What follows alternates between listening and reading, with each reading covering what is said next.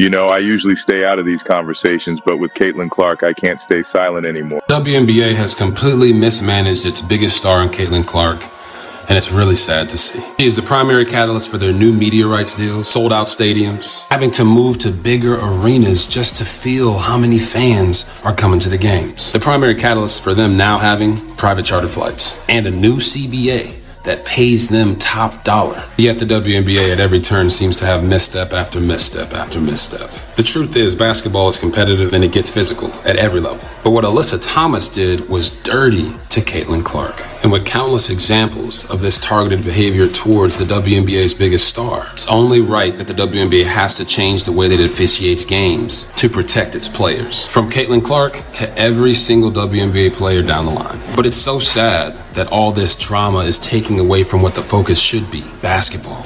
And to the ground, and ooh, that's a hand to the neck, and then driving into a wall at full speed with Caitlin Clark. They now have a commemorative poster of 30 years of the WNBA. Caitlin Clark's not on it. And it's not just like an ode to the veterans that started the league. Paige Beckers and Angel Reese are on it. And Caitlin Clark. A single controversial incident has sent the WNBA into turmoil, with former players, analysts, and even basketball icons now demanding explanations. What initially appeared to be nothing more than a physical play has quickly grown into a league-wide discussion about fairness, accountability, and the way Caitlin Clark is being treated on the court. So why are so many people insisting that Alyssa Thomas should face disciplinary action? What new evidence has fueled this growing debate? And could this be only the first chapter in an even larger controversy surrounding the WNBA? After a pair of emotional matchups and several physical exchanges this week, the spotlight has once again shifted to Caitlin Clark and the league's officiating. On Monday, the Indiana Fever squared off against the Phoenix Mercury in a tense contest that featured 6 technical falls, including one assessed to Clark, along with an ejection. When the teams met again on Wednesday, another flashpoint emerged. During a scramble for a loose ball, Phoenix Mercury forward Alyssa Thomas appeared to drive her fist into Clark's neck. Despite the contact, officials allowed play to continue without calling a foul, a decision that immediately ignited criticism and intensified the ongoing conversation about player protection in the WNBA.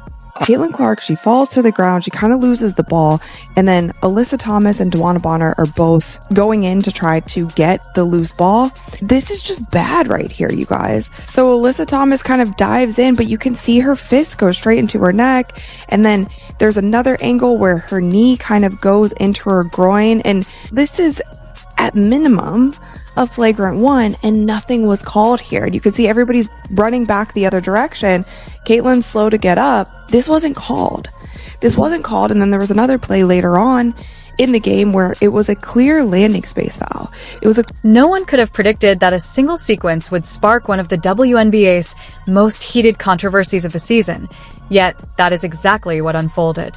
What started as an intense, hard-fought game rapidly evolved into a nationwide debate over player safety, the consistency of officiating, and whether the league is truly doing enough to safeguard its biggest stars. What do you think of the play, the suspension, the reviews, all of it? I just think it's so tough because the WNBA is physical. And when I think about a loose ball, I know that I've died at the bottom of some loose balls before. After Phoenix Mercury forward Alyssa Thomas was suspended only 1 game for punching Caitlin Clark in the throat, one of her teammates and the associate head coach came to her defense. Thomas punched Caitlin Clark in the throat and kneed her in the groin. If anybody is cruel and a bully, it's Alyssa Thomas. Caitlin Clark gotta fight one of these women.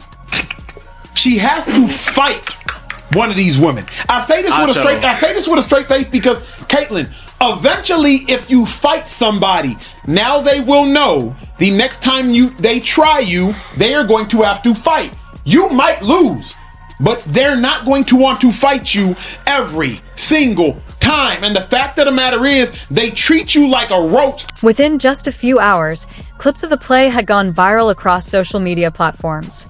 Sports Debate shows dedicated lengthy discussions to breaking down the incident. Before long, former players, analysts, and fans were all asking the same questions. Had the referees overlooked a critical moment? And was the league's response sufficient? As the debate intensified, it became clear that the issue had grown far beyond a single collision involving Alyssa Thomas and Caitlin Clark. People don't want to celebrate the greatness that's happening in the WNBA because the league won't even protect its most influential and marketable player. The greatness of the other players in the WNBA gets ignored because the league won't protect the player who is behind its significant growth. The facts today show that too many people still make the debates and the WNBA centered around race and sexuality, not just the results. Drawing a line in the sand and defending any player's dirty play just because of the color of their skin or their sexuality differently. The WNBA keeps growing. They celebrated its 30th anniversary, so they released a promotional poster. Now, this on top of what happened with Caitlin Clark last night. And by the way, Caitlin Clark's coach maybe too little too late in defending Caitlin Clark. There seems to be a disconnect between them. Rather than remaining focused on a single incident, the discussion expanded into a broader debate over how the WNBA can preserve its physical, competitive style while also ensuring adequate protection for the players driving the league's unprecedented growth. Opinions poured in from every direction, but there was little agreement on what the right solution should be. I really think that Caitlin Clark needs to leave the WNBA because these people don't realize that everything that they're getting now, all the more money they're getting, the league minimum used to be like $78,000. Now the league minimum for the WNBA is $300,000, with the highest being $1.7 million. And so I think the highest used to be like $150,000 would be the best you can make. Now it's up to $1.7 million. And did you know Caitlin Clark's not even in the top 25? So you think she should go to the Euro League where they can make up to $4 million? Yep, I think she should. She is the one that brought all these new eyes. One group insisted that basketball has always been a physical game, arguing that tough contact is simply part of competing at the highest level. Others believed the officials allowed the intensity to cross the line, claiming that the failure to intervene sooner only escalated the situation. Caught between those opposing perspectives was the league itself, responsible for reviewing the play after the game and determining whether further disciplinary action was warranted. Whatever the expectation had been, the league's ruling immediately intensified an already heated debate. Following its official review, the WNBA determined that Alyssa Thomas had made reckless contact with Caitlin Clark and upgraded the play to a flagrant 2 violation. The league also issued a 1-game suspension, stating that the incident met the definition of a non-basketball act under its rules. Whether people believe the punishment was justified or too severe, the announcement quickly became one of the most discussed topics in the basketball world. And if there is one thing sports fans love nearly as much as the games themselves, it is debating officiating decisions. Every replay was dissected frame by frame, with countless viewers analyzing every angle like seasoned investigators. Before long, social media had transformed into its own virtual courtroom, complete with self-appointed prosecutors, defense attorneys, and thousands of fans confidently delivering verdicts after replaying the same 6-second clip over and over again. It wasn't upgraded to a flagrant 1. You guys know how I feel about landing space fouls. I always am on the safe side when it comes to landing space because that is something that you could get very injured off of.